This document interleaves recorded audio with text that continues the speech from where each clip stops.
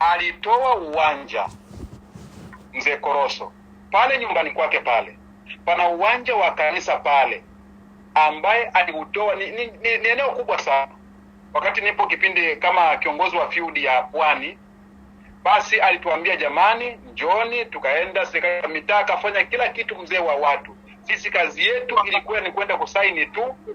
Kwa hiyo hayo ni mambo mazuri ambayo mzee wetu aliyoyafanya, ambayo sijui kama tunaweza kufanya hivyo katika maisha yetu, kutoa uwanja kabisa. Kwa hiyo pale kwa mzee Koroso pale, ndio maana hata yule mzee ambao mliopokuwa kwenye msiba akasema yale mlikuwa mnafanya yale ya makambi yale, alisema vibanda vile muendeleze, akasema muendeleze pale. Kwa hiyo ametuambia vitu kama hivyo yule mzee, akishuhudia yale mazuri ambayo aliyoatenda mzee Koroso. Kwa hiyo pale tuna uwanja. Kwa hiyo hayo ni mambo mazuri ambayo ametuachia. Kwa hiyo kwa kifupi mimi kama kiongozi makamu wa union naweza kusema hayo ambayo nimemwona mzee wangu akishuhudia. Alafu pia alikuwa ni mtu wa maombi sana. Alikuwa anatuhitaji wachungaji, maombi. Yaani sijai kuona kwa kweli. Yaani kila wakati anatamani kila Sabato watu wawepo pale. Pia alikuwa na wazo kwa wale watu wanaomzunguka pale, hasa walokole ambao wanajaribu kujiunga na sisi. Aitamani sana tuendeleze wale watu wasikate tamaa. Ndio maana ilikuwa ni kwamba tu tunaenda pale. Pamoja na hayo alikuwa anahitaji maombi mengi sana muombea. Kwa hiyo pia ilikuwa ni kama ni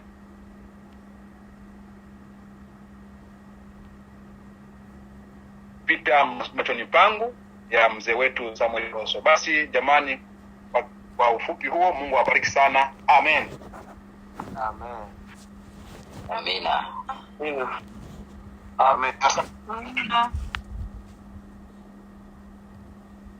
Asante sana. Basi tunaenda kwenye kipengele kinachofuatia pale, tunakimbiza muda watu wa Mungu. VOS Singers. Beti moja chorus. Mtanisamehe lakini nataka watu kila mmoja participate. Pastor Samani, itifaki imezingatiwa. Naomba tuikaribishe familia ya marehemu Koroso. Alafu VOS Singers wataimba mwishoni kidogo. Muda wetu umetuacha sasa. Okay. Haya, asante sana. Basi tuendeleze tufuatie na ile msijali sana, tunaweza kukopa muda kidogo kwa ile saa 3, hata tukaenda na saa 3:10 angalau tumalizie. Sio mbaya sana. Kwa hiyo tunaenda sasa kwa familia ya mzee wetu mzee Koroso ambaye amejiandaa. Basi tunamkaribisha sana. Karibu.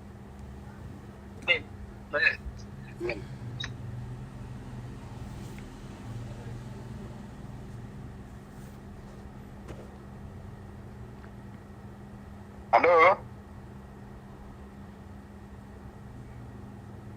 Familia ya mzee Samuel Koroso. Ndio, karibu. Halo, asante. Adam anaongea kwa Koroso. Ulishajali. Sana. Nashukuru kwa kujiunga nanyi jioni ya leo. Wakati tunaelezea mambo mbalimbali kuhusu mzee Koroso aliyofanya. Kwa mimi nasema alikuwa ni mtu wa watu. Alikuwa anampenda Mungu, anapenda kushirikiana na kila mmoja wetu. Na ndo hata alifanya pia sisi tukajiunga kwenye imani kutokana na malezi yake na kufundisha njia sahihi ya kupita. Watu tunakumbuka baba yetu kwa mambo mengi ya upendo na kujali watu mbalimbali. Sasa kwa hapa naomba nikuunganisha apokee Mariam Koroso, binti yake naye aongee kidogo. Karibu ndugu. Ni dakika zenu hizi, wala msijali. Amina. Napenda kumwelezea baba yangu kama baba ambaye alikuwa anapenda familia yetu, tunafurahi muda wote. Hata yeye mwenyewe wakati mwingine kama mambo yake binafsi kumpa huzuni, si rahisi kumjua kwa sababu mara nyingi anapenda kutuchekesha, hata vichekesho matani kama nyumbani ili mcheke muda ule tuna furaha. Baba ambaye pia alikuwa ni pole sana. Wakati mwingine kuna misunderstandings zinaendelea, ananyamaza kimya. Unajua baba huwa anafikiria nini? Baba anawaza nini? Ila anasubiri watu mioyo, kama mioyo imejeruhiwa wanyamaze, watulize akili. Baba ndo aanze kuleta mrejesho, jamani kuna hichi, hebu tufanye hichi. Haupole kabisa. Ni baba ambaye alikuwa anasisitiza sana kumtegemea Mungu. Mara zote tunapotokea tatizo anatukumbusha kurudi kwenye miguu ya Mungu. Anatusomea vipengele mbalimbali vya kutukumbusha kwamba Mungu yupo, kumtegemea Mungu. Ni baba ambaye alikuwa anapenda kutupa moyo hata katika masuala yetu mbalimbali ya kiuchumi. Anatuambia tusikate tamaa. Kuna leo, kuna kesho. Tupendane sisi kwa sisi, tushikane mikono, fanya kazi yako kwa bidii. Yaani ni mengi kwa kweli ya kumuongelea baba. Naomba nipe na mwingine na yeye endelee ndani ya hizo dakika 20.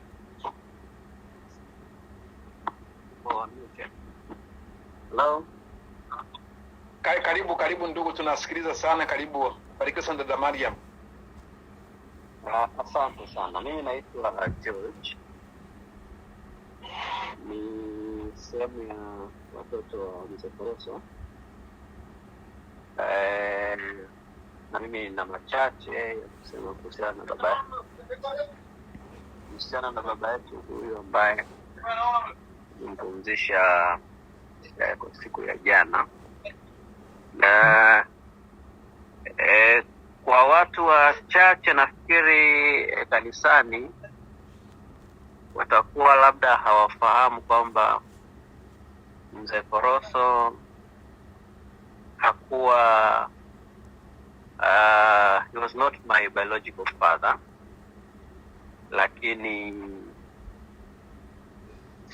kwa watu ambao tumekuwa tukisali pamoja kuanzia kanisa likiwa moja maeneo ya Ubungo,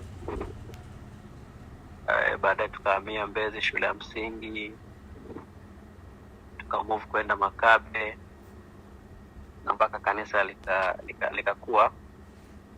Hakuna mtu ambaye anaweza kanotice kwamba Mzee Koroso hakuwa ni mzazi aliyetuzaa, lakini malezi ambayo tuliyapata kwa kweli ni ngumu kuweza kutenganisha kwamba this is your biological father and this is your father by fatherhood. Kwa hiyo kweli alikuwa ni mzee wa ajabu sana, na sisi tumelelewa kama ambavyo watu waliona kwenye ile usia wa usia wa jana, wasifu wa jana. Mzee Koroso alikuwa na watoto wa kuzaa 3 na watoto wa kulea 4. Kwa ina maana jumla tulilelewa watoto 7. Na katika watoto 7 ambao walilelewa hakukuwa na utofauti kwamba huyu ni mtoto wa kuzaa na huyu ni mtoto wa kulea. Hakuna hiyo difference ambayo ilionekana. Na hata sio tu kwa ndani, hata mtu aliyeko nje hakuna mtu ambaye angeweza kugundua kwamba kuna utofauti wa namna hiyo. Na huo upendo uliendelea kuanzia tukiwa watoto wadogo mpaka tumekuwa watu wazima na familia zetu. Bado mzee aliendelea kutukumbatia kama watoto, familia moja, mambo mengi tunafanya pamoja.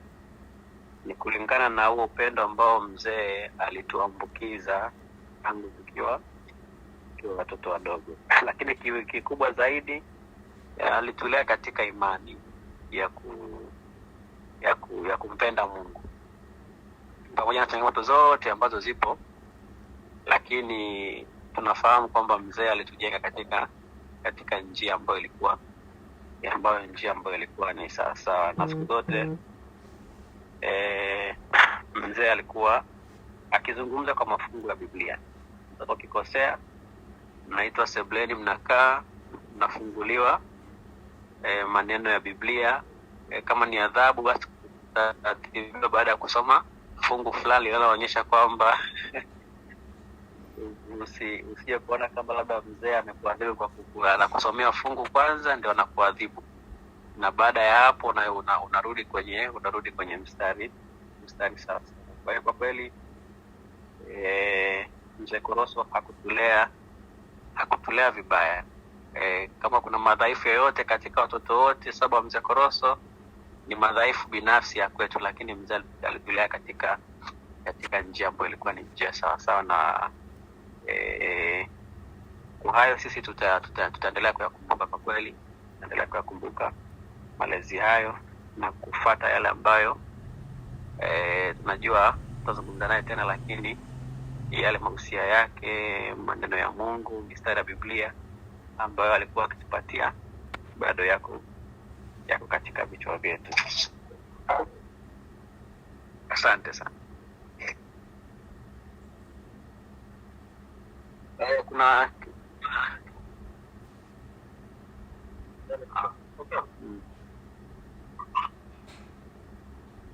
Halo. Ndio. Tunashukuru kwa muda huu. Kwa majina mimi naitwa Godwin Nemes. Ni mmoja wa watoto wa Mzee Koroso. Nimelelewa kwenye hii familia ya Mzee Koroso toka nikiwa mdogo mpaka nilipofikia hapa. Kama alipokwisha kutangulia kusema mwenzangu, kiukweli ili swala limetuumiza sana, limetuuma sana kama familia moja ambayo inapendana. Upendo ni kitu ambacho tumejengewa toka tukiwa wadogo na tumekiishi hicho kitu mpaka sasa hivi tuko nacho. Kwa kweli tukiwa kama familia tumepoteza nguzo ambayo ilikuwa imara kwetu sisi. Tunachokiomba tu muendelee kutuombea kwenye kipindi hichi ambacho tunakipitia, na muendelee kutuombea pia huu mmoja wetu ambao tuko nao au mmoja ambao marehemu mzee wetu ametuachia, tuendelee kuhudumisha. Yote kwa yote nipende kusema kwamba mzee alikuwa na upendo sana, alitupenda wote, hajawahi kumbagua yeyote. Hakuna mtu yeyote alikuwa anatambua kwamba sisi tunalelewa na Mzee Koroso lakini sio watoto wake wa kuzaliwa naye. Kila mtu alikuwa anajua sisi ni watoto wa Mzee Koroso. Kwa hiyo ulikuwa ni upendo wa ajabu sana ambaye alikuwa nao, na kwa kweli kwa jambo hilo hata sisi kuna baadhi ya ndugu ambao wako upande wetu sisi kama watoto wa kulelewa na Mzee Koroso, na wenyewe pia wameonyesha hisia zao, wameguswa sana kwa sababu walikuwa wanaona namna gani tulikuwa tunaishi na mzee na familia yote kwa ujumla. Kwa hiyo nipende tu kusema tumefurahia maisha ya mzee wetu, na tunaomba Mungu atusaidie tuendelee kuziishi zile ndoto zake ambazo alikuwa akiziwaza au alikuwa akizisisitiza, na tunafurahia uhai wake mpaka alipofikia mwisho. Bwana ametoa, Bwana ametoa, jina lake lihimidiwe. Amen. Asante sana, tunashukuru sana. Asante. Yaani mbarikiwe sana kwa hotuba hizo fupi lakini za maana sana, zinazozungumzia upendo wa ajabu ambao ulikuwepo, ambao tunauomba pia uendelee, na pia kukumbukia yale maisha aliyoishi, hasa yale ya kiroho zaidi. Maana asingekuwa na maisha ya kiroho, sidhani hayo mengine pengine angekuwepo. Lakini maisha ya kiroho, kumpenda Mungu, isababisha yote hayo yakawepo. Basi tunazidi kuwaombea, Mungu azidi kuwabariki sana. Basi bila kupoteza muda, ni mkaribishe mchungaji Fue, alafu Azina wanani hao vio wataimba baadaye. Mchungaji Fue, karibu. Bwana Yesu asifiwe. Amen. Amen. Kwanza nipende kumshukuru Mungu kwa nafasi ya pekee, lakini zaidi sana nikishukuru idara hii ya multimedia pamoja na uongozi wa union kutupatia nafasi ya kuweza kuzungumza machache wengine tulioshindwa kufika kutokana na shida tulizokuwa nazo. Nilitamani sana na mimi ningekuwepo, lakini kwa bahati mbaya kipindi chote nilikuwa niko Muhimbili na mama. Haikuwa bahati kumpumzisha mzee wetu mpendwa. Jana nilikuwepo Muhimbili mpaka saa 4, kwa hiyo nilishindwa kabisa kufika, hivyo wanisamehe. Lakini nimefurahi pia kusikia sauti zao wote. Nipende kuwapa pole sana mama Koroso na familia yote pamoja na jamaa yote ya Koroso kutokana na tukio hili ambalo kusema kweli limetustua sana. Hata mama nilikuwa najaribu kumficha, lakini akasema nimesikia. Aliumia sana alipokuwa amesikia kwamba mzee amepumzika. Tulisikia tukiwa tunajiandaa kuelekea Muhimbili. Kwa hiyo nipende kurudia kutoa pole za dhati kutoka moyoni kutokana na hili lililowapata. Nipende kuzungumza machache juu ya mzee Koroso. Mzee Koroso kama wengine walivyozungumza, alikuwa ni mzee wa watu. Alikuwa ni mtu wa watu. Mimi nimepata kumjua tukiwa tunafanya kazi, tukiwa jirani. Sisi tukiwa union, wao wakiwa field. Mwaka kuanzia 2000 ile na moja na kuendelea, mimi nikiwa kiongozi wa union, Malata akiwa katibu, ndugu Kajiru akiwa mtunza hazina. Yeye alikuwa mtunza hazina wa field ya mashariki. Alitusaidia sana katika mambo mbalimbali, pamoja na kwamba sisi tulikuwa tuko union, lakini tulimwona kwamba ni mtu wa thamani sana kiasi ambacho tamani au aliomba kwamba ikiwezekana tungeweza kuweka kamati, na tuliunda kamati akiwepo yeye kama mtaalamu wa mahesabu, marehemu mchungaji Shirima, marehemu mzee Kirako, pamoja na mchungaji Kachiru na Malata. Hii ilikuwa ni kamati ambayo tulikuwa tumeiunda kwamba iweke taratibu nzuri za uongozi au taratibu za kusimamia kazi za shule pamoja na union kimahesabu. Walifanya kazi hiyo vizuri, pamoja na kwamba baadaye zile nyaraka hazikuonekana, lakini alitusaidia sana. Kama mchungaji Kajiru alivyosema, yeye alitusaidia kuandaa budget za union pamoja na za field na za shule yetu ya Bethlehem Mungo. Kwa hiyo ni kitu ambacho bado ninamkumbuka sana, kwa sababu alikuwa yuko karibu sana na sisi kwa kutuelekeza kwamba tufanye nini, tutumieje pesa, kuwa na nidhamu katika pesa za Mungu. Alikuwa mstari wa mbele. Lakini zaidi sana, nje ya hayo, huyu alikuwa ni mpenzi wa uimbaji. Huyu alikuwa ni kipenzi cha nyimbo. Kwa hiyo pale alipoona mtaalamu wa uimbishaji, alitafutia na akahakikisha kwamba tunafanya recording. Tulifanya recording, akihakikisha kwamba tunafanya recording ili na sisi tuwe na kanda zetu. Kwa hiyo kwaya zote alitamani sana ziimbe kwa utaratibu, na kitu alichotamani siku zote katika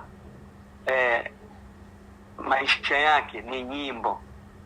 Ukimtembelea alitamani kwamba angesikia kwaya. Kwaya ndio ilikuwa upenzi wake mkubwa sana. Alikuwa ni mtu anayependa sana uimbaji. Kama walivyozungumza vijana wake, aliwaambukiza mpaka wakawa ni waimbaji pia. Seti alikuwa ni mwimbaji, lakini Adamu tumeimba wote sauti ya tatu na tumerekodi pamoja na wote. Kwa hiyo kupitia kwa mzee, vijana walikuwa ni waimbaji wazuri. Hilo ningependa kumshukuru sana Mungu kwamba nitamani sasa vijana wasije wakaacha hii talanta ambayo alikuwa nayo. Kumwenzi basi ni kuendeleza kile alichokuwa amekipenda sana. Kwanza nidhamu katika matumizi ya pesa, lakini zaidi sana kumpenda Mungu sana katika mambo yote. Lakini pia uimbaji. Ndio maana tukawa tuna kanda ambazo tayari tunazo, sauti ya Adamu inasikika kwenye kwaya. Mama alipokuwa amesafiri kwenda Uingereza, mzee bado baki naye akiwa msaada mkubwa sana. Kama vijana walivyozungumza, hawa vijana huwezi kuwatofautisha wala huwezi kujua kwamba huyu ni mtoto wa mama Miriam, huyu ni mtoto wa mama Koroso. So tulikuwa tumewaweka kama kundi moja, wote walikuwa wanapendana sana, huwezi kujua. Na ndio maana hata sasa tumewasikia wakishuhudia hayo, kutokana na jinsi ambavyo mzee alikuwa na msimamo mzuri wa kuwaunganisha. Wakati mama akiwa Uingereza, mzee Koroso aliendelea kutusaidia. Hakujisikia kwamba mama hayupo basi apungukiwe sana, kwa sababu mama alikuwa ni mkono wa kuume sana katika wao kusimama pamoja. Walisimama kama timu katika mambo yote ya kimwili na ya kiroho, kutusaidia kwa hali na mali. Mama akifundisha shule, lakini pia mzee akisaidia sana katika mahesabu. Kwa hiyo kusema kweli, familia hii au mzee huyu bado ataendelea kukumbukwa kwa mengi. Ndio maana hata nilipokuwa naulizia nikaambiwa kwamba umati uliokuwepo haukuwa wa kawaida, nikajisikia kuumia kwamba na mimi ningekuwa mama angekuwa mzima ningekuwepo, au hata kungekuwa na taratibu yoyote ile ya kushiriki. Lakini kwa bahati mbaya mpaka jana saa 4 nilikuwa bado niko Muhimbili.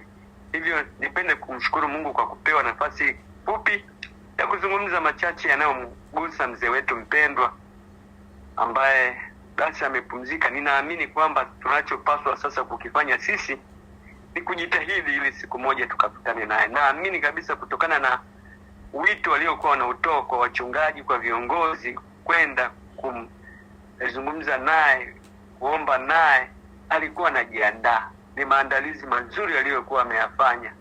Hivi basi hiyo inatupa pia picha ya kutufanya kwamba sisi sote ni wasafiri.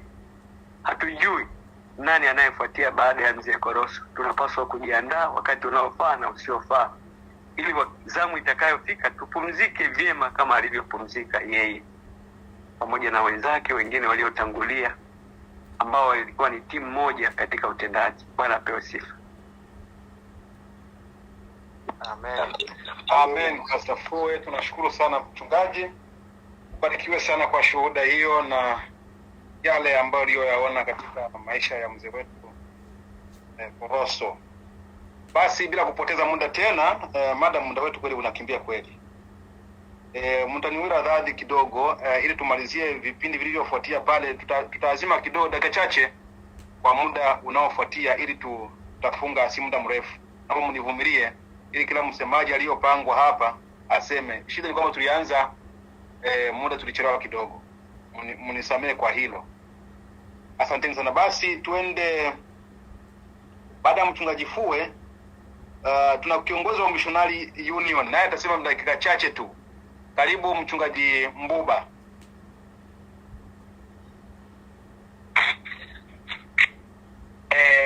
Nashukuru sana uongozi wa union. Niwape pole sana kwa tukio la mzee wetu Koroso.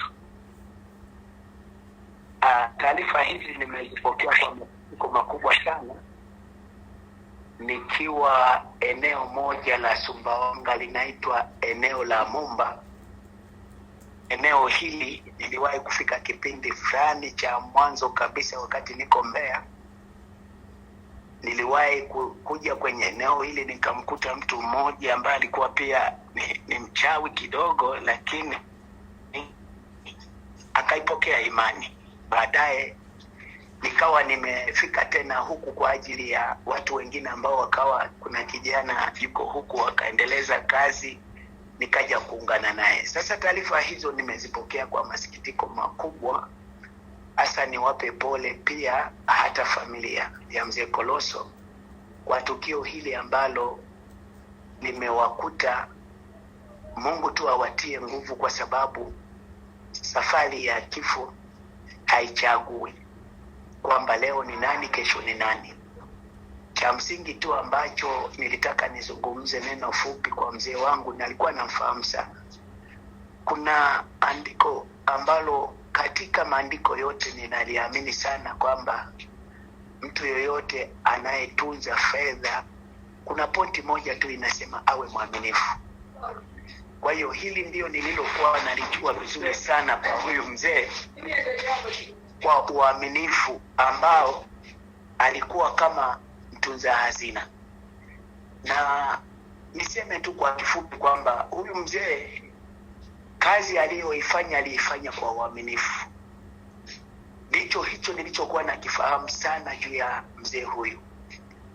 Lakini niseme tu kwamba kwa kuwa maandiko yanasema heri wafu wanaokufa katika Bwana tangu sasa wapate kupumzika katika taabu zao, mimi nina imani kabisa kwamba mzee wetu imani ameilinda, mwenda ameumaliza.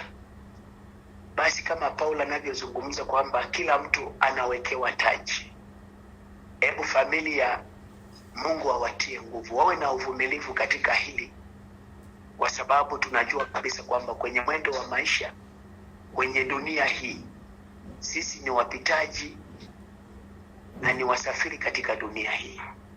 Hazina yetu tuiweke mbinguni. Kama leo mwingine ikifika zamu, wakati mwingine maandiko yanasema kwamba siku za mwisho itafika wakati mwingine wazee wetu watapumzika, hata watoto wadogo watapumzika. Lakini tuombe tu kwamba Mungu atusaidie tupumzike katika tumaini lililo jema, hasa zaidi ya kuilinda imani. Mzee hilo amefanikiwa.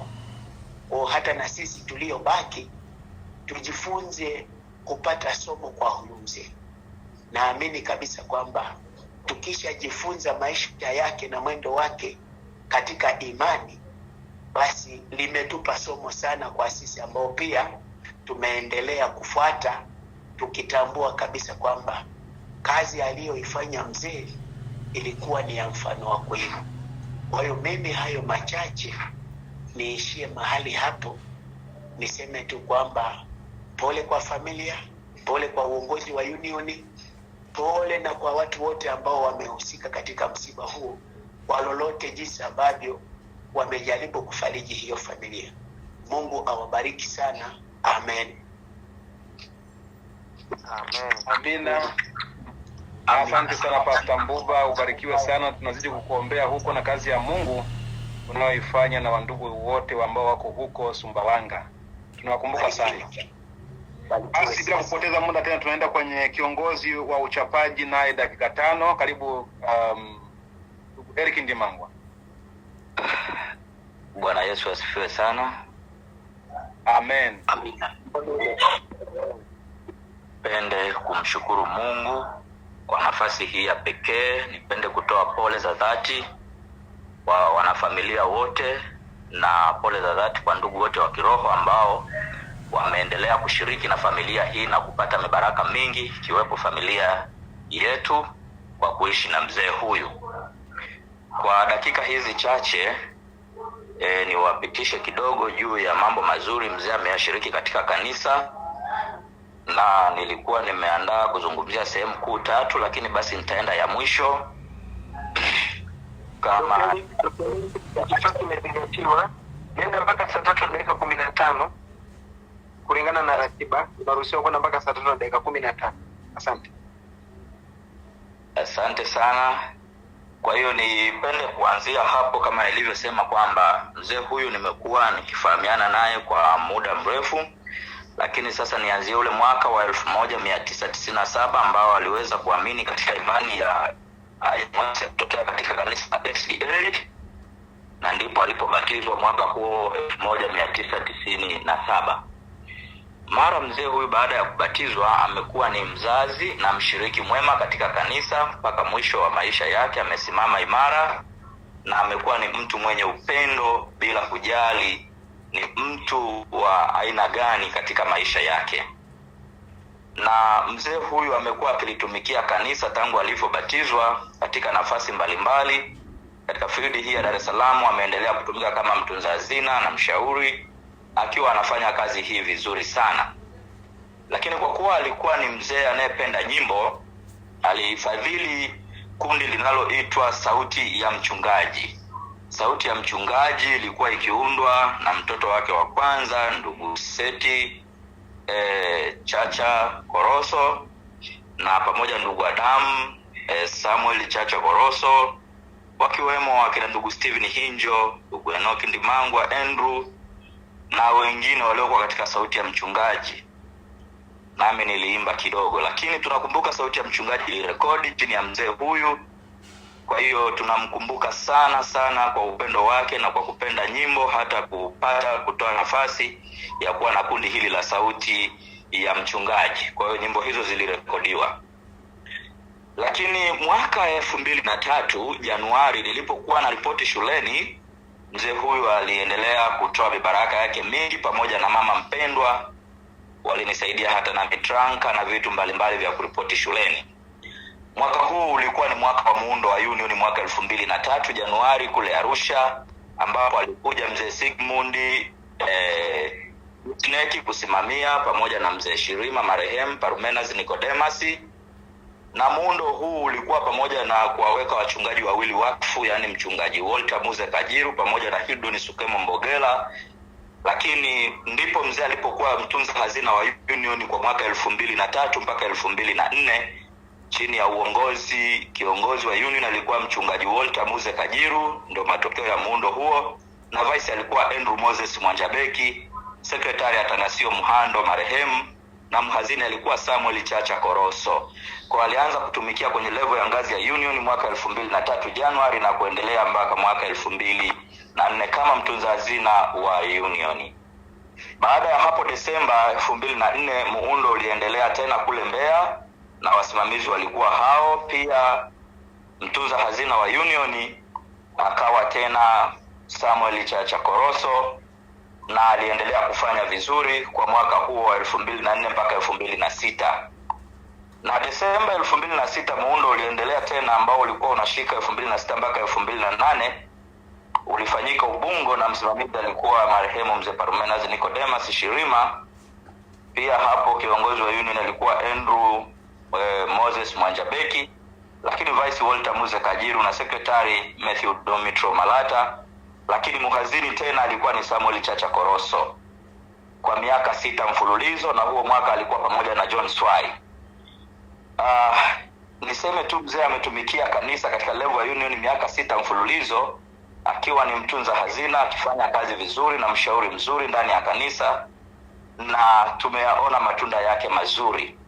Lakini ushauri wake haukuishia tu kwenye kanisa, nikaona ulienda mbali, kwa sababu aliweka kipaji chake hiki cha uhazini, aliambukiza kwa mke wake mpendwa kama tulivyoweza kusikia, naye akafuatia mwaka 2008 alikuwa ni muazini wa Union Weraeli Koroso pamoja na Ken Chen. Kwa sababu ya muda niseme kwamba ni mengi ambayo mzee tunamkumbuka aliyoyafanya kwa watu binafsi, aliyoyafanya kwa ajili ya kanisa, na akiwa ni mtu anayependa biashara na kutushauri katika mambo mengi ya kifedha. Hasa mimi amekuwa akinishauri pia pamoja na watu mbalimbali, na akitamani tufanye mambo mengi, na mengine tumefanya naye mzee mambo ya kutosha sana. Kwa hiyo niseme ninamshukuru Mungu, ninatoa pole za dhati. Hebu tu niseme kwamba kwa familia tuyakumbuke matendo ya mzee na ushauri wake mzuri, tukaendelee sasa kuuiga na kufuata, ili tuendelee kusimama katika njia ya kweli na ya haki. Haya yalikuwa ni maisha ya mzee wetu kama nilivyoweza kuyaeleza kwa kifupi kwa sababu ya muda, na sehemu zingine basi tumeweza kuziacha hapo, lakini zaidi tuombee familia hii, tuendelee kuwapenda kama yeye alivyotupenda, tuendelee kuwa karibu sana. Hebu Mungu akaendelee kutubariki na kutusaidia katika mwendo wetu wa imani, ili siku moja tuweze kumlaki Bwana mawinguni. Amen. Amina. Asante sana ndugu Eric Ndimangwa kwa maelezo yaliyonyoka vizuri sana na kutuelezea kwa undani zaidi vile kazi aliyoifanya ya kiroho. Kumbe pia maisha yake pia aliyatumikia mengi kwa maisha ya kiroho. Asante sana. Basi baada ya hapo kuna hotuba ya watu wote hapa, yani watu wote kutoa ushuhuda. sijua miongoni mwenu hapa tunaweza kutoa kama kulingana na dakika hapa zipo dakika 11 11 ya tuna muda kidogo. Kwa hiyo niwape watu kadhaa waweze kushuhudia hapa. Karibuni, kama kunaweza kuwa na watu wanaweza kushuhudia mmoja mmoja, basi karibuni.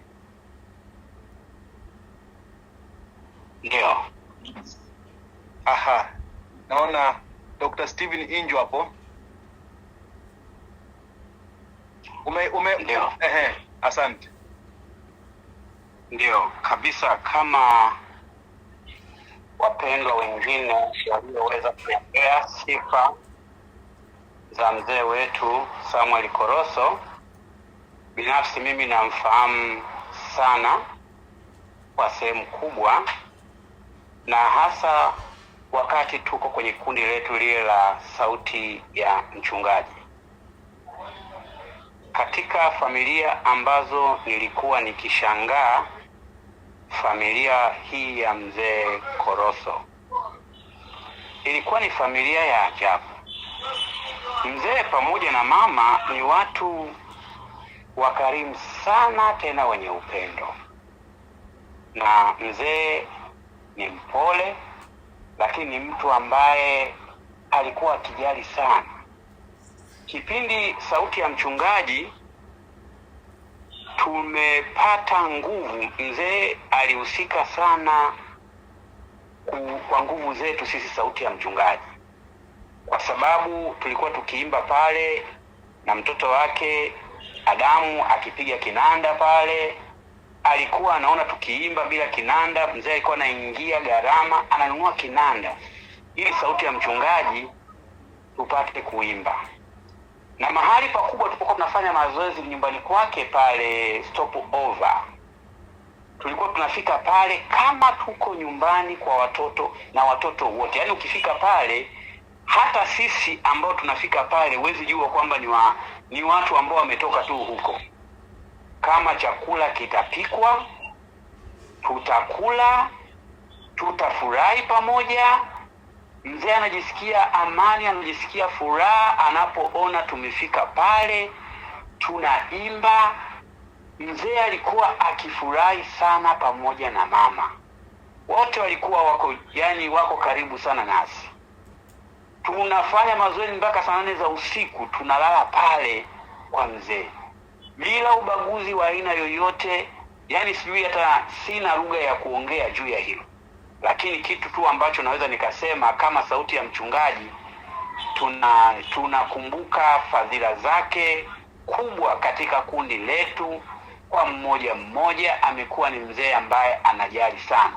Kitu ambacho nilikuwa nimenoti akilini mwangu, nikasema kwamba mzee angekuwa ana pesa za kutosha nyingi, basi angefanya mambo makubwa sana kwa kanisa. Hata kwenye kikundi chetu yangefanyika mambo makubwa sana. Lakini alikuwa anajitoa, si kwamba ana pesa nyingi, lakini kwa kile anachokipata basi alikuwa anajitoa kusupport kwa 100% kile ambacho kinafanywa kwa ajili ya kumtukuza Mungu.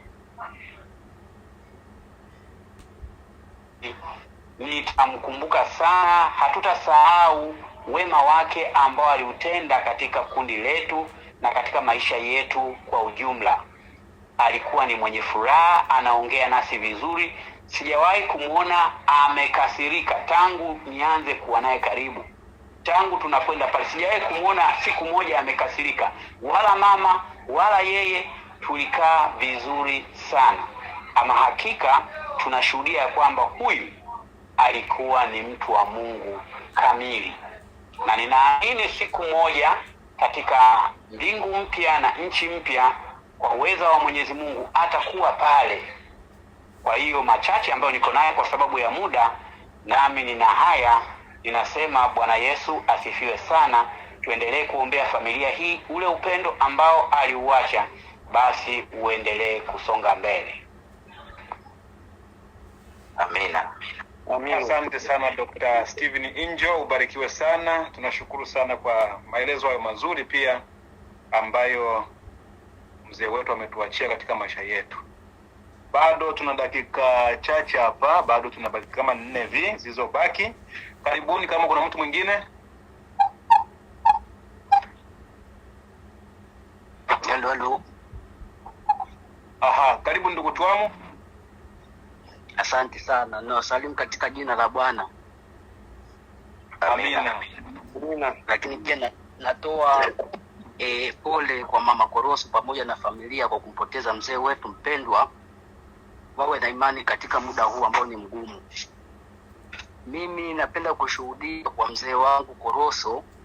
Nakumbuka mimi nilisoma Kibaha pale Tumbi hospitali. Wakati nilipokuwa nimesoma, basi mzee alipokuwa anakaa kule Lulanzi, siku ya Jumamosi nilikuwa naona Ubungo ni mbali. Kwa hiyo nilikuwa naenda kwa ajili ya kuungana pamoja na familia ile kwa ajili ya ibada.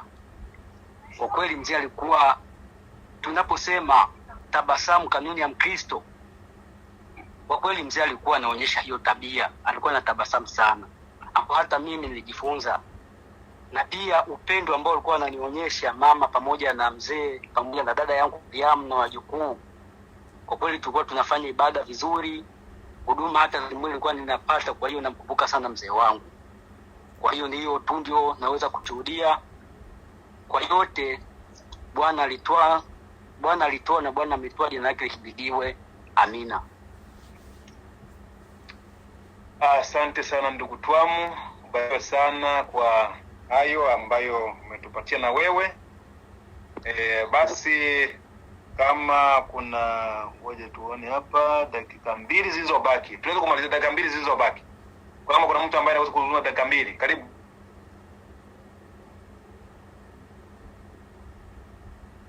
Aha. Basi kama hakuna, namkaribisha kiongozi wa union. Kiongozi wetu wa union mchungaji Andrew Ndimangwa, popote ulipo tunakukaribisha kwa hotuba. Karibu. Asante sana. Watu wa Mungu, Bwana apewe sifa. Amina. Amen. Basi tunamshukuru Bwana kwa kweli kwa yale ambayo yote yameendelea kuzungumzwa. Nami pia nisingependa kurudia yale ambayo yamekwisha kuzungumzwa tayari. Lakini nimshukuru Bwana pia, wakati huu ninapoongea niko katika eneo la msiba wenyewe, na tunaendelea kuwepo na wafiwa maeneo haya. Moja kwa moja ningependa nianze na wasifu wa marehemu Samueli Chacha Koroso. Marehemu Samueli Koroso alizaliwa tarehe 8 mwezi wa 4 1950 katika kijiji cha Kibumai, mkoa wa Mara, akiwa ni mtoto wa kwanza katika familia yao. Alipata elimu ya msingi katika shule ya Kibumai mwaka 1965. Baadaye alijiunga na shule ya sekondari Mpwapwa mwaka wa 1966 na kuhitimu mwaka wa 1969. Aliendelea na elimu ya A-level ambapo alijiunga sekondari Mkwawa kati ya mwaka 1967. Aliunga na jeshi la kujenga taifa, yani JKT, mwaka 1000. Baada ya kuhitimu mafunzo ya jeshi la kujenga taifa, alijiunga na chuo kikuu cha Mzumbe mwaka wa 1972 na kuhitimu mwaka wa 1975. Ajira. Marehemu Samueli Koroso aliajiriwa kama mhasibu katika shirika la maziwa Arusha, na baadaye aliajiriwa katika kampuni ya Army Forward Agency, Saruji Wazo Hill, Onyx Company Limited na Total Health. Maradhi. Marehemu alianza kusumbuliwa na ugonjwa wa sukari na presha mwaka wa 2023 na ambapo katika aliendelea na matibabu na kupambana na maradhi kwa mwaka mzima mpaka na maradhi mpaka mwaka mzima mpaka 5 mwezi wa 5 2025 asubuhi alipofariki nyumbani kwake Kibaha Lulanzi. Ndoa. Mzee Koroso alifunga ndoa na Wera Eli Ndeliso Mushi 15 mwezi wa 4 1980 na kubarikiwa kupata watoto watatu wa kuzaa na watoto wanne ambao aliwalea. Imani kama tulivyosema 7. Marehemu ameacha mjane, watoto na wajukuu 17. Marehemu alikuwa mpenda watu, mpenda Mungu na alikuwa ni mshauri kimawazo na alikuwa ni mpenda mii. Basi huo ni wasifu wa marehemu ambao tumeusikia, na historia hiyo basi tunaweza kuihifadhi katika fahamu zetu. Moja kwa moja nisingechukua muda mrefu sana, lakini nipende kuwarejeza katika fungu la maandiko matakatifu la Waebrania sura ile ya 13 mstari ule wa 7. Waebrania 13:7, nitasoma katika jina la Bwana. Wakumbukeni wale waliokuwa wakiwaongoza, waliowaambia neno la Mungu, tena kwa kuchunguza sana mwisho wa mwenendo wao, igeni imani yao.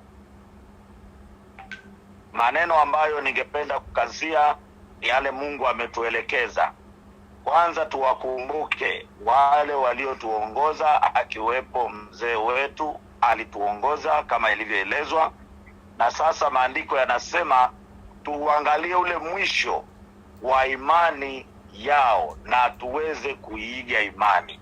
Kwa hivyo kwa yale yote mazuri ambayo mzee amefanya katika sisi kwetu, ametuachia kielelezo, na kielelezo hiki, kipawa chake kina watu wenye kubeba kazi yake katika kanisa letu.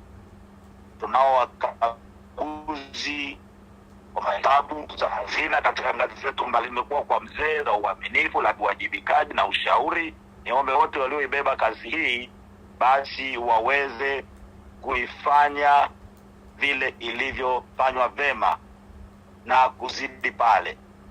Lakini nitoe ushauri pia kwa wale wote ambao wana taaluma hii, hususan wahasibu wa ngazi ya union na wakaguzi wetu, akiwepo Mama Moses, ndugu Norbert. Niombe kwamba wale wenye taaluma hii tupende kuandaa semina za kufundisha watu kanisani ili kuzalisha taaluma hii. Kila mmoja aombe kuwa mwaminifu, kwa sababu tunahitaji kila mmiliki awe mhasibu kuanzia kwenye maisha yake binafsi, ili atufanye tuweze kazi vizuri makanisani na kwenye taasisi zetu mbalimbali na kwenye miradi yetu pia.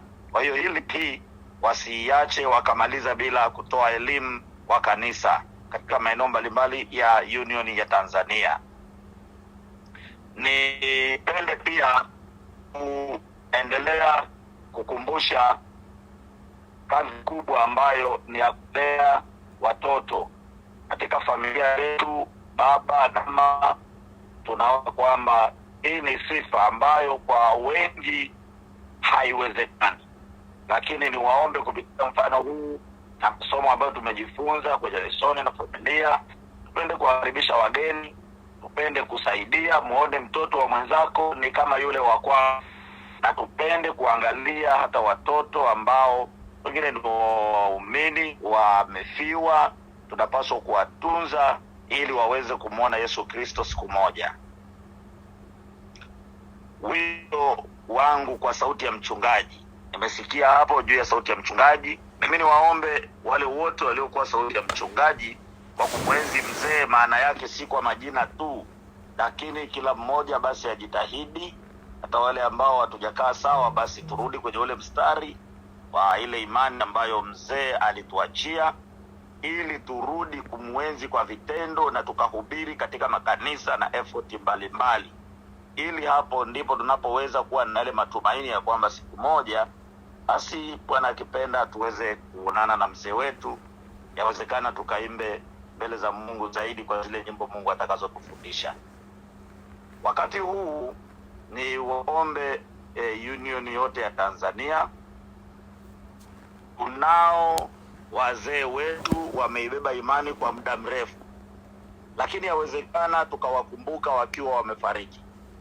Hebu wale waliobaki kuwa hai, twende kwa wazee waliobaki tukajifunze mambo mbalimbali ya ujuzi wa kazi ya Mungu Tanzania, tukajifunze ujuzi wa kuongoza watu, tukajifunze ujuzi wa maandiko kabla hawajalala. Wanayo mengi, lakini si yote wataweza kuyasema tu, otherwise tuweze kuyatafuta na yakawe ni msingi wetu. Tuandike, turekodi, na kila kinachowezekana tuweze kukiangalia mapema, tupate mashauri yao. Itapendeza zaidi tukitumia nafasi hiyo wakati wangali hai wale waliosalia. Basi watu wa Mungu, kwa usiku huu nipende kuwashukuru waumini ambao walishiriki kwa uhalisia. Tulikuwa katika eneo hili siku ya mazishi, lakini pia ni washukuru washiriki ambao waliweza kufika kwa njia ya imani kwa maombi yao. Na leo nimeshuhudia kuona watu wengi wakiingia mapema kwenye kusikiliza mashauri mbalimbali na shuhuda kutokana na mzee wetu mpendwa ambaye tumekuwa naye. Basi watu wa Mungu, hebu Bwana atusaidie tukaweze kuona jambo la mwisho. Kila mmoja sisi ambao tunasikia, fikiria wewe utakapolala ni maneno gani yatakayokusindikiza. Leo tunaongea maneno mazuri ya mzee wetu mpendwa, lakini na wewe fikiria unapolala ni maneno gani yatatamkwa baada ya kulala kwako na wale waliobaki. Lakini zaidi, jina langu na jina lako liandikwe mbinguni kwa kusahihisha maisha yetu. Hakuna ajuaye kwamba ataishi miaka mingapi. Ile siku moja unapoya kuishi, rekebisha kila kinachowezekana. Bwana atusaidie tusonge mbele na imani, tukipigania vizuri na tumalize mwendo kwa amani. Mwisho ni shukuru idara ya multimedia kwa kuona umuhimu wa jambo hili, na ningependa sana kwamba jambo hili lisiishie hapa. Ikiwezekana basi tuliweke vizuri na tujulishane. Tunajua misiba inakuwepo mbalimbali katika nchi yetu, kwa hiyo tunaweza tukashirikiana kwa namna hii, ikawa umoja wetu katika Tanzania nzima. Bwana akatubariki na akambariki kila mmoja katika usiku huu, na kila mmoja aweze kupumzika katika amani ya Bwana masaa ya giza hili la leo. Amen. Amina. Amina, amina. Tunashukuru sana Pastor Andrew Ndimangwa, kiongozi wa Union ya Tanzania, kwa hotuba hiyo fupi lakini ambayo ina maelekezo mengi na iliyojaa tele mafundisho ya kutusaidia. Nipende kwa hitimisho, watu wa Mungu, nipende kuwashukuru wote wasemaji, wazee wetu ambao walianza anaelekeza, hatimaye tulipomalizia kwa kiongozi wa union. Kwa maneno machache tu labda niseme kwamba katika siku za mwisho tu ambapo mzee wetu alikaribia kupumzika mwezi mmoja uliopita, mimi aliniita asubuhi sana kwamba niende pale nyumbani. Kwa kweli nilienda pale na mke wangu, lakini alichoniambia alisema kwamba naomba wewe uweze kunipaka mafuta. Mafuta yale sema kwamba mwenzenu kama anaumwa basi muombeeni na kumpaka mafuta. Kwa kweli lakini baada ya kumuona mtu bado ana nguvu, sikuona kwamba yani pamoja kwamba lazima tunapoingia katika kipengele cha kumwombea mtu lazima kuwe na maandalizi ya kutosha. Baada ya hapo ndi jambo hilo linafanyika. Kwa hiyo kwa wakati huo kwa kweli, lakini shika mkono tukaomba kwa nguvu sana, na mzee alipata amani sana. Ni shuhuda ya kutosha. Ile kijana ambaye anamwangalia pia na mama, na yeye alikuwepo wakati tunaomba na mke wangu. Basi kwa kweli mzee alisema mimi moyo wangu uko vizuri, salama salimini. Hayo alikuwa mwezi uliopita.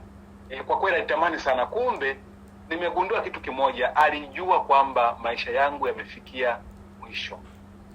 Alijua kabisa. Kwa hiyo pamoja kwamba hawezi kusema sana kwamba, na aliniambia kabisa, waje nataka kupumzika sasa. Nataka kupumzika. Aliniambia hilo neno. Kwa hiyo ni kwamba ni mzee ambaye alijua kabisa. Kwa hiyo hii inathibitisha katika Zaburi 90 mstari wa 12 anasema kwamba tujulishe kuhesabu siku zetu ili tujipatie moyo wa hekima. Mzee wetu Mzee Samuel Koloso alijipatia moyo wa hekima hata kujua wakati wa siku za mwisho wake. Fungu la mwisho ambalo sasa tunafunga kipindi chetu inatoka katika Ufunuo sura ya 14 mstari 13, nasema nikasikia sauti kutoka mbinguni ikisema, andika, heri wafu wafao katika Bwana tangu sasa, maana asema Roho, wapate kupumzika baada ya tabu zao, kwa kuwa matendo yao yafuatana nao. Sasa wewe unaweza kujiuliza kwa nini sasa waandikiwe kwamba ni heri wafao tangu sasa. Hii inamaanisha kwamba waliokufa huko nyuma hawakubarikiwa, hawakuwa na heri? Ni kwa sababu wako kwenye kundi maalumu la wale 144,000 ambapo Yesu kabla hajafika duniani lazima watafufuliwa. Tutaishi nao tena hivi karibuni. Kama sisi tutabahatika kumuona Yesu kabla hatujaonja mauti, hata kama sisi tutabahatika kuonja mauti bado, lakini tumaini liliko pale pale kwamba wamepumzika kwa muda mfupi, na hatimaye siku moja kabla Yesu hajaja wataamka, tutakuwa pamoja nao, tutaishi nao tena, alafu tutamuona Yesu akija mawinguni uso kwa uso, na baada ya hapo hakuna kuonja mauti tena. Hilo ndio tumaini la pekee kwa watu wa Mungu, hasa kwa kipindi hiki ambao tumeusikia ujumbe wa malaika watatu. Ndio tumaini lako, ndio tumaini langu. Asanteni sana, tunawashukuru sana. Basi labda nimpatie dakika 1-2 kiongozi wa multimedia kama anaweza kuzungumza mambo machache. Tunamshukuru sana, maana idara yake na jopo lake wametusaidia kufanya kitu kama hiki. Karibu ndugu Gladson sana.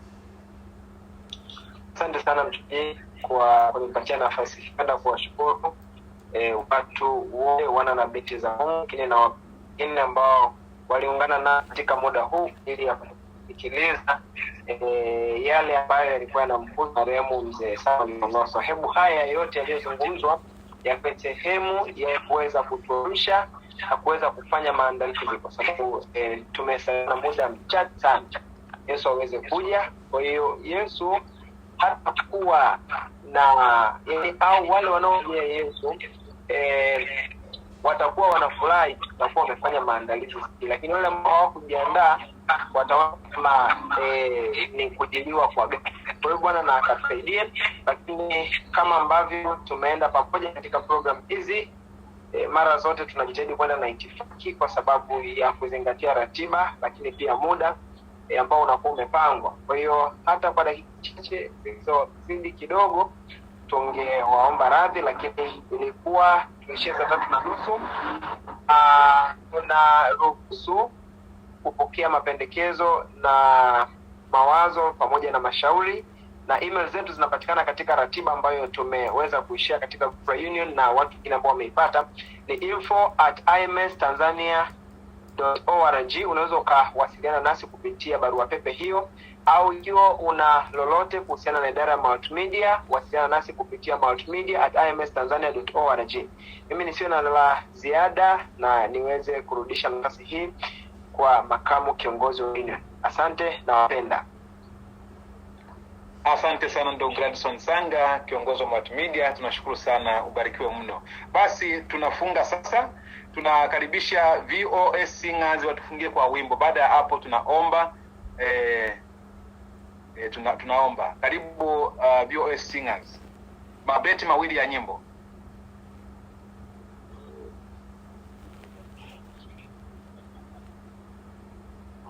Hivi wapo kweli?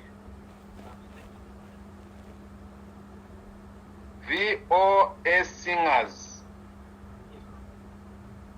Okay, ni kama pengine wapo, lakini niseme kitu kimoja pia, mtandao wetu unatulimiti sana. Kuna watu walitaka wajiunge wengi sana, lakini kumbe unafikia viwango, watu walipofika karibu 25, walipofika 30 na nadhani ikaandika kwamba haiwezi kupokea tena. Kwa hiyo ni kwa sababu ya hiyo tungeona watu wengi sana hapa wangeingia hapa. Tunajaribu sana tubadilishe mfumo, ingie kwenye mfumo wa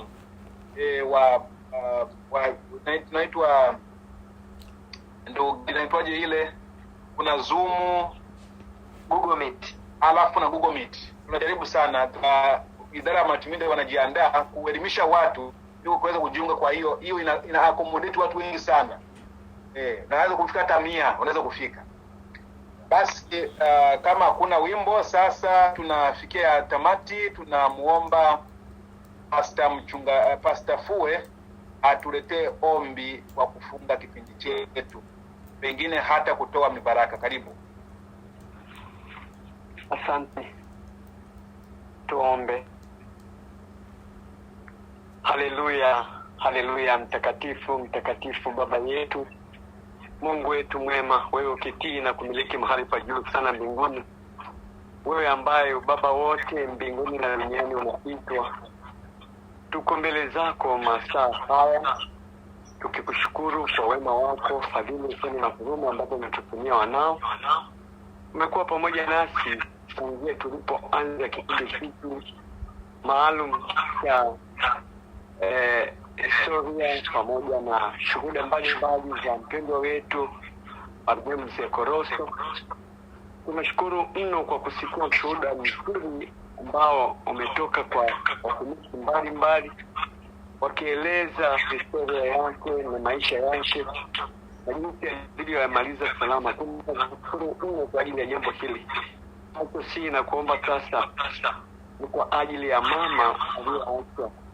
Hebu Bwana akaegemee kifuani pako, wewe ukawe mume wa mama yule, ukimsaidia kusikiliza shida zake. Lakini zaidi sana tunaomba kwa ajili ya watoto wake ambao wanajua maisha ya baba yao, hebu wakaweze kumwenzi ili mama akawe na faraja ni pale watakapokuwa wanakumbuka yote baba aliyokuwa anawafanya na anayopenda.